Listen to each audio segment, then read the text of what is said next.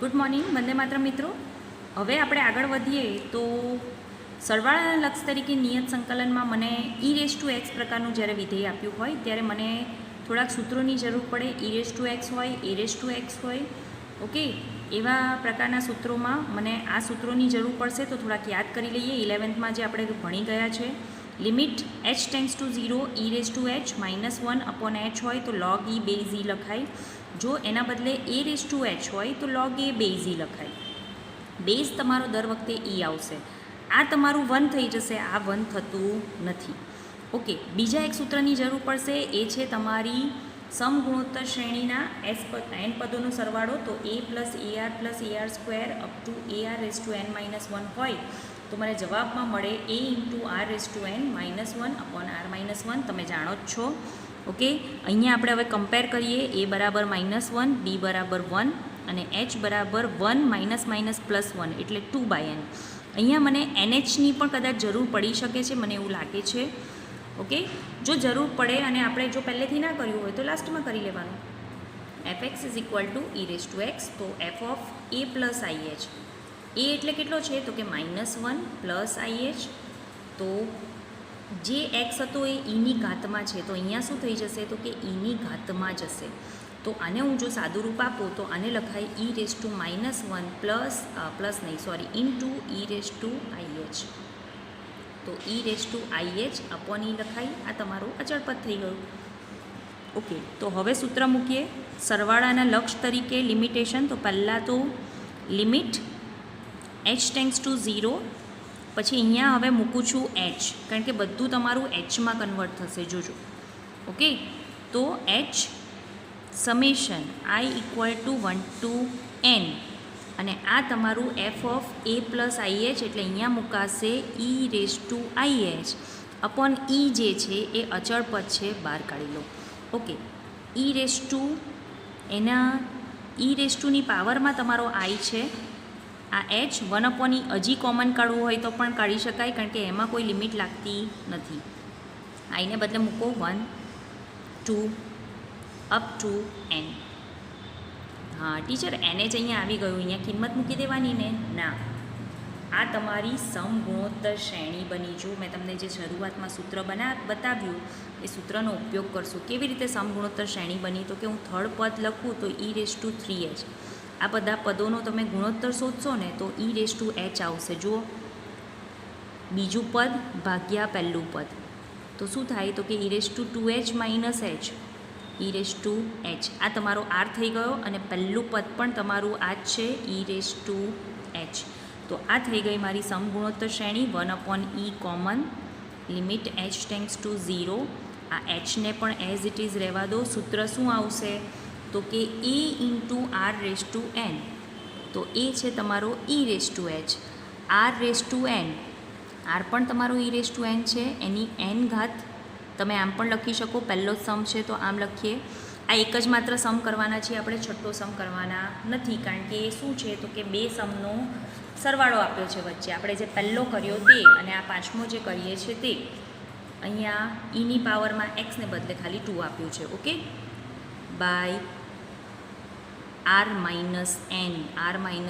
એટલે e⁻h-1. જોજો, હવે થોડુંક સેટલમેન્ટ કરીએ. Limit h → 0. સેટલમેન્ટ કેવી રીતે કરવાના? તો કે આ જે h છે એને છેદમાં લઈ જાઓ, તમારું આ સૂત્ર બની જશે. અંશમાં e⁻h એમનો એમ, અહીંયા લખું છું e⁻nh-1 અને પેલો h જે છે મેં તમને કીધું એ રીતે આપણે છેદમાં લઈ જઈએ. તો અહીંયા જો લિમિટ હું છૂટી પાડું તો પણ ચાલે, નહીં તો સમજી શકાય આ આખું તમારું સૂત્ર છે. હા, લિમિટની એક ખાસિયત છે, તમે ગમે તે સમયે સરવાળો, બાદબાકી, ગુણાકાર, ભાગાકારમાં એને છૂટી પાડી શકો. ચલો, અહીંયા સૂત્ર મૂકશું, અહીંયા h → 0 મૂકશું એટલે e⁻ થઈ ગયું 0. અહીંયા e⁻nh એટલે મુકાય ત્યાં e⁻2. જો nhની કિંમત આપણે ઓલરેડી શોધી છે 2, અને અહીંયા -1 અને છેદમાં આ જે છે તમારું સૂત્ર બની ગયું કયું તો કે log e બેઝ e એટલે એને લખાય 1. તો અહીંયા તમારો જવાબ આવશે 1. બોલો, બધું મળી ગયું? 1/e અહીંયા લખાશે e²-1. છેદ વિભાજન કરવું હોય તો કરી શકો, તો e-1/e આવશે, નહીં તો આ તમારો જવાબ. મિત્રો આ બહુ લોંગકટ મેથડ છે, બરાબર. કોઈ પણ સંકલન, નિયત સંકલન કરવા માટેની આ ખૂબ જ લાંબી મેથડ છે. તો એના કરતાં સરળ શું છે? યસ, આપણે છઠ્ઠો દાખલો નથી કર્યો, તમે ડેફિનેટલી ટ્રાય કરી શકો. અને ઉદાહરણ પણ તમને આ જ આપ્યું છે, e⁻x. ખાલી તમારી લિમિટ -1 થી 1 ને બદલે 0 to 2 કરી નાખી છે, એટલે થોડો ઘણો ફેર પડશે, એનાથી વધારે ફેર નહીં પડે. ઓકે, તો ઉદાહરણ 27 અને દાખલા નંબર 6 તમને હોમવર્કમાં આપું છું. જો ઈચ્છા થાય તમે ડેફિનેટલી ટ્રાય કરી શકો. ઓકે, સૂત્રો બધા આપણી પાસે જે આગળ હતા એ એઝ ઇટ ઇઝ. હવે ડાયરેક્ટ મારે સંકલન કરવું હોય સૂત્રની મદદથી, તો સપોઝ આ સ્મોલ એફ છે, એનું સંકલન આપણે કરી લીધું, પછી જવાબ આપ્યો. આપણે અત્યારે 7.1 થી 7.7 સુધીમાં જે મેથડ ફોલો કરી, એ મેથડની મદદથી મારો લાસ્ટમાં જવાબ આવ્યો કેપિટલ Fx. તો પછી એના પર લિમિટ લાગુ પડે છે. કેવી રીતે? તો કે આ સંકલનની જે પ્રોસેસ હતી એ બધી પૂરી કરી દેવાની, પછી અપર અને lower limit as it is લખી નાખો, અને લાસ્ટમાં થશે એક સ્ટેપ એક્સ્ટ્રા. જે કામ કરતા હતા એમાં એક સ્ટેપ એક્સ્ટ્રા. પહેલાં અપર લિમિટ મૂકો, એટલે કે મોટી કિંમત, એમાંથી નાની કિંમત બાદ કરો, જે મળે એ તમારો ફાઇનલ જવાબ. અને આ જવાબ તમને અચળ સ્વરૂપે મળશે. ઓકે, જેટલી જગ્યાએ એક્સ છે બધી જ જગ્યાએ આ કામ કરવાનું છે, એટલે જવાબ તમને અચળ સ્વરૂપે મળશે. બિલકુલ ધ્યાનથી. ઓકે, છેલ્લે નિયત સંકલનમાં જવાબ તમારો અચળ સ્વરૂપે જ આવે. ઓકે, તો જોઈએ દાખલાઓ. 9નો પહેલો દાખલો, -1 થી 1 x + 1 dx.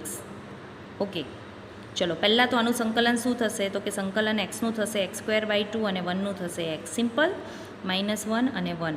હવે આપણે શું કરવાનું છે? તો કે આ તમારું આ કેપિટલ Fx છે, આ તમારું કેપિટલ Fx છે. તો જેટલી જગ્યાએ x છે એને બદલે પહેલાં અપર લિમિટ એટલે કે 1 મૂકો, અને માઇનસ લોઅર લિમિટ એટલે કે -1 મૂકો. ચલો પહેલાં મૂકીએ અપર લિમિટ, એટલે 1²/2 + 1. આ મુકાઈ ગઈ આખી અપર લિમિટ એક સાથે. હવે લોઅર લિમિટ મૂકો, એટલે -1²/2. જેટલી જગ્યાએ x છે એટલી જગ્યાએ xને બદલે પહેલાં 1 મૂક્યું, પછી -1 મૂક્યું, અને બંનેની વચ્ચે માઇનસ. ચલો, હા, તમે આવું છૂટું પણ કરી શકો. પહેલાં માત્ર આમાં લિમિટ મૂકો, પછી માત્ર આમાં લિમિટ મૂકો, અને બંનેનો સરવાળો કરો, પણ એ થોડું લોંગ થઈ જશે. અહીંયા આવશે 1/2 + 1. બોલો, 1/2 + 1 એટલે 3/2. અહીંયા આવશે 1/2 - 1, તો -1/2. આ થઈ ગયું 3/2, અને અહીંયા થઈ ગયું તમારું -1/2. માઇનસ પ્લસ થઈ જશે. અડધામાંથી એક જાય એટલે -અડધું બાકી રહે, અને એકમાં અડધું ઉમેરો, 3/2. ઓકે, તમે લસા લેશો, લસા લઈને પણ કરી શકો. આ માઇનસ પ્લસ એટલે 3 + 1/2 એટલે 4/2. જવાબ આવી ગયો તમારો 2. આ જ રીત તમે 7.8માં વાપરીને પણ દાખલાઓ સોલ્વ કરી શકો, પણ સરવાળાના લક્ષ તરીકે કેવી રીતે લઈ શકાય એ તમારે શીખવું જરૂરી છે. કારણ કે આપણે એને અંતરાલમાં સંકલન એટલે શું? તો કે ભેગા કરવું. સંકલન એટલે શું? તો કે ભેગા કરવું. તો હું જે અંતરાલ ટુકડા પાડું છું એ બધા ટુકડાઓને આપણે સરવાળા સ્વરૂપે એટલે કે સમેશન સ્વરૂપે 7.8માં જે દાખલા કર્યા એમાં સરવાળા સ્વરૂપે આપણે બધા ટુકડાઓને ભેગા કર્યા હતા. ઓકે, ત્યાં કહેવાનું રહી ગયું હતું, એટલા માટે અહીંયા મેં તમને કહી દીધું. ઓકે, 1/xનું સંકલન થઈ જશે તમારું log x. મૂળ અત્યાર સુધી આપણે લખતા હતા એનું રીઝન એક જ હતું કે આપણે લિમિટ મૂકવાની છે. ચલો, શું થશે? તો કે log 3 અચળ ધન જ છે, એટલે લિમિટ નહીં લખશો, માનાંક નહીં લખશો, ચાલશે. log 3 - log 2. બોલો, બાદબાકી છે, ભાગાકારમાં લખી શકાય. ઓકે, પ્રશ્ન નંબર 3 લખીએ. 1 to 2 4x³ - 5x² + 6x + 9. ચલો, બધામાં ઘાત જ છે, તો ઘાતનો નિયમ x⁻n વાળો લાગુ પાડીએ. બોલો, x³ / 4 - 5. x² થઈ જશે x³ / 3, xનું થઈ જશે x² / 2, અને 9x કશું નથી એટલે 1. 1નું સંકલન x સાપેક્ષ 1નું સંકલન x. ચલો, અહીંયા 4 કટ થઈ જશે.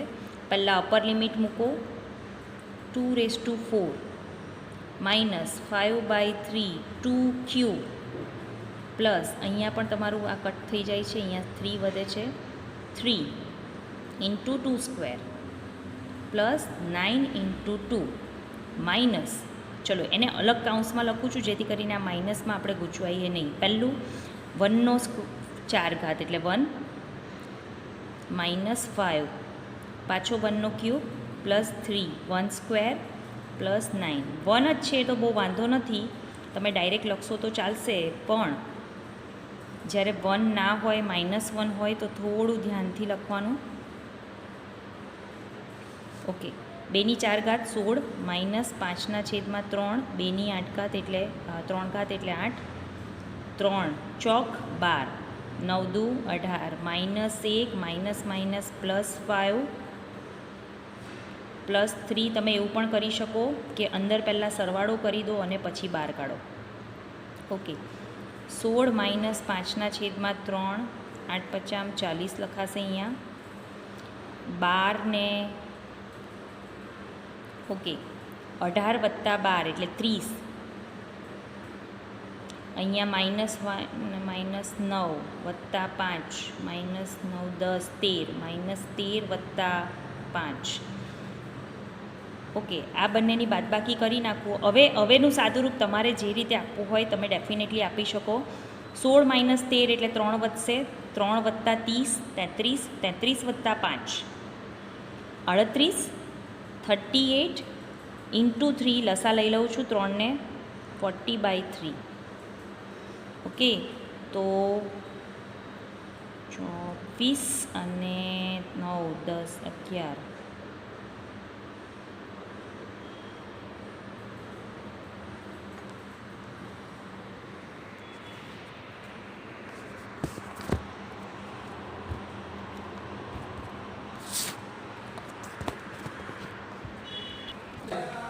वीडियो बना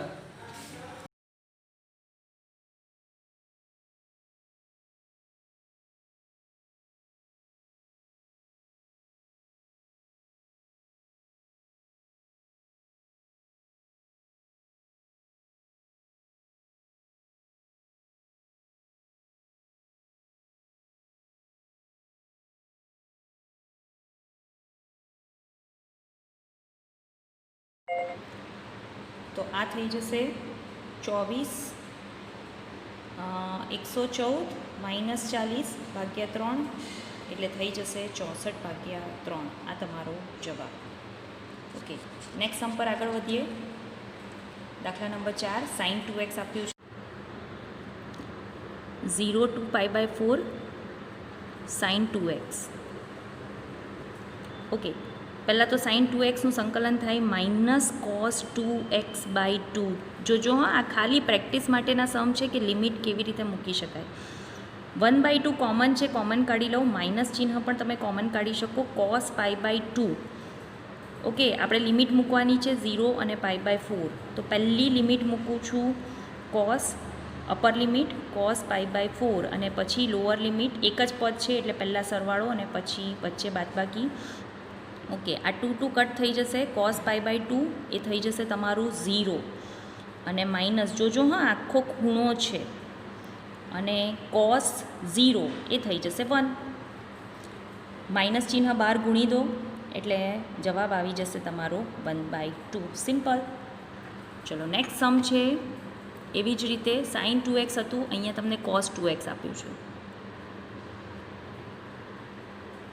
ચલો, કોસનું સંકલન થઈ જશે sin 2x.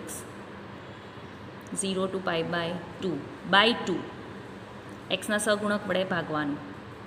Okay, sin 2x 0 to π/2. ફરીથી પહેલાં sin 2 × π/2. આખો ખૂણો છે તો આ 2 કટ થાય. Minus sin 2 × 0. Upper limit minus lower limit. તો sin π 0 અને sin 0 પણ 0. તો જવાબ આવી ગયો તમારો 0. નેક્સ્ટ દાખલા નંબર 6, એકદમ સિમ્પલ. e⁻x આપ્યું હોય ને એટલે સૌથી ઇઝી કામ થઈ જાય. e⁻x dx. બોલો e⁻xનું સંકલન e⁻x 4 to 5 લિમિટ છે. પહેલાં 4 મૂકી દો, પહેલાં 5 મૂકી દો અને પછી 4 મૂકી દો. થઈ ગયો આ પ્રશ્ન તમારો. દાખલા નંબર 6. દાખલા નંબર 7 જોઈએ. 0 to π/4 10x. 10xનું સંકલન log મોડ, બોલો yes, sec x plus 10x કે ખાલી 10x, સોરી ખાલી sec x, only sec x. 0 to π/4 log, બોલો sec π/4 માઇનસ log sec 0. હવે મેં માનાંક એટલા માટે નથી લખ્યો કારણ કે પહેલું જ ચરણ છે, બંને કિંમતો ધન મળશે. sec π/4 √2 અને sec 0 એટલે 1, log 1 0. આ વેલ્યુ તમારી શું થાય તો કે કોઈ પણનો log, આધાર ગમે તે હોય, log 1 ઓલવેઝ 0. ઓકે, √2 છે, તમે આ રીતે પણ રાખી શકો log √2, અથવા તો ઘાત આગળ લાવો. કેટલી ઘાત છે? 2ની 1/2 ઘાત છે, તો એ ઘાત આગળ આવી જાય એટલે થઈ જશે તમારું 1/2 log 2. ઓકે, આઠમા પ્રશ્નમાં પણ ફરીથી આપણે સૂત્ર જ મૂકવાનું છે. log sec xનું સંકલન થઈ જશે, cosec xનું સંકલન થઈ જશે cosec x minus cot x. Limit મૂકી દઈએ π/6 અને આ π/4. ઓકે, અપર લિમિટ મૂકો તો માનાંકમાં cosec π/4 minus cot π/4. Upper limit થઈ minus lower limit cosec π/6 minus cot π/6 plus c. આના બદલે જો પેલું ટેનવાળું સૂત્ર યાદ હોય તો ટેનવાળું સૂત્ર પણ મૂકી શકાય, પણ જો ના યાદ હોય તો કોઈ વાંધો નથી. cosec π/4 એટલે √2 અને cot π/4 એટલે -1 અને અહીંયા થઈ જશે log π/6 cosec π/6 એટલે એ આવશે તમારું 2 અને cot π/6 આવશે √3 પ્લસ c. બંને બાદબાકી છે, ભાગાકારમાં લખાય લોગમાં √2 - 1/2 માઇનસ √3 પ્લસ c. ઓકે, બંને ધન જ છે. √2 - 1 2 માઇનસ √3. આપણે જો એને સમય સંખ્યામાં કન્વર્ટ કરીએ તો એની નીચે આવી જશે 4 - 3 પ્લસ c. તો log, ઓકે, આટલું રાખશો તો પણ ચાલશે, અથવા ગુણાકાર કરી દેશો તો પણ ચાલશે. રાખીએ, કોઈ વાંધો નથી. ટેક્સ્ટબુકમાં તમને જવાબ માત્ર આટલે સુધીનો આપ્યો છે અને માનાંક લખવાની જરૂર નથી કારણ કે √2 1 કરતાં મોટું છે, 2 એ √3 કરતાં મોટું છે, એટલે માનાંક છેલ્લે નહીં લખો તો પણ ચાલે, કોઈ વાંધો નથી. ચલો ત્યાર પછી આગળ વધીએ પ્રશ્ન નંબર 9 પર. 0 to 1 dx upon √1 - x². dx upon √1 - x². ચલો 1 upon √1 - x², તો સાઇન ઇનવર્સ x. આ ફક્ત ને ફક્ત તમારે લિમિટ કેવી રીતે મૂકવાની છે ને એના જ સમ છે તમારા પ્રેક્ટિસ માટેના. ચલો અપર લિમિટ મૂકીએ, sine inverse 1 minus sine inverse 0. Sine inverse 1, સાઇનની વેલ્યુ 1 ક્યાં થાય તો કે π/2 પર, અને 0 ક્યાં થાય 0 પર. જવાબ આવી ગયો તમારો π/2. ઓકે, 10મો પ્રશ્ન જોઈએ. 0 to 1 dx upon 1 plus x². ચલો 1 upon 1 plus x² એટલે tan ઇનવર્સ x.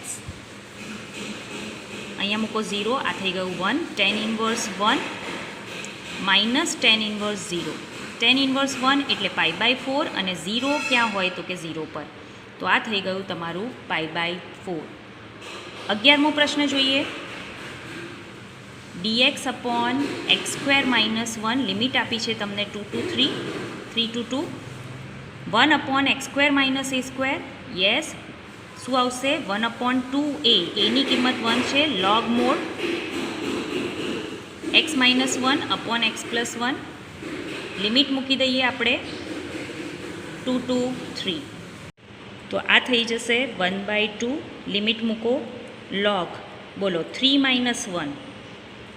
3 - 1 એટલે 2 અને 3 + 1 એટલે 4 માઇનસ log અપર લિમિટ મુકાઈ ગઈ, લોઅર લિમિટ મૂકશો 2 - 1 એટલે 1 અને 2 + 1 એટલે 3.